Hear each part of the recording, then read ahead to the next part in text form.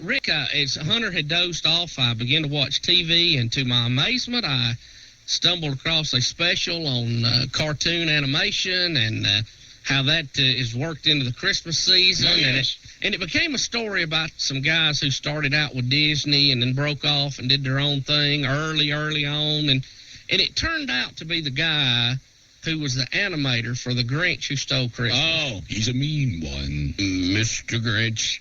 Which is one of the all-time classics. Oh, yes. For me. I love it. Was that hosted by Phil Hartman? Yes, it was, as a matter of fact. That was kind of weird, wasn't it? Yes, it was. In all yes, the it was. Who's in Whoville. Now, Rick, this is what's strange about this, and I almost climbed out of the bed and felt like I needed to call somebody, okay? The guy who drew the Grinch is talking about the Grinch and about how he drew him and how he looks. Then they show a shot. Now, people, please bear with me. They interview his wife, who was talking about her Grinch. He drew his wife's face on the Grinch. You're not telling me his wife is the Grinch. His wife is the Grinch. She's a mean one, Mrs. Grinch. Did anybody else see this?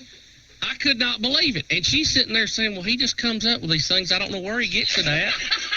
And it is the Grinch's face telling me this. Do you think the big cheeks puffed out in the front? Oh, yeah. The slanted in eyes? Yes. I go, my gosh, it's the Grinch. Do you think... He is married to the Grinch. Do you think that she came in and said, honey, where'd you come up with this character? And he goes, oh, I don't know. I mean, because he hadn't told her. You know, he hadn't told her. Rick, I was in it. That's like, what are you talking about? When I saw it, I was in a panic. Yeah. Betty was not home. Hunter was asleep. I couldn't tell him. And I scampered around. I go, I've got to call somebody. Why'd you call me? Somebody has got, surely somebody saw this and realized she is on TV. Why did you call me and tell me to flip over and see Mrs. Grinch? What a good one. She is on a national TV show talking about her husband's motivation for the Grinch and doesn't know where she got it. And it is her face. Yeah, he has pulled a good one. He looked over at his wife and said, now, there's the Grinch right there. You know what he did? He was sitting there and he was kind of like sketching. Oh, yeah. And every now and then she'd catch and he'd drop the pen and look off, like, I can't believe. Why'd you come up with that cartoon? Well, I don't know. When this documentary is produced, I can't believe that somebody, somewhere, didn't go, I think I need to tell you something. You're the Grinch. Shouldn't you tell somebody if they're the Grinch? No, you shouldn't. No way. Rick, she looked exactly like the Grinch.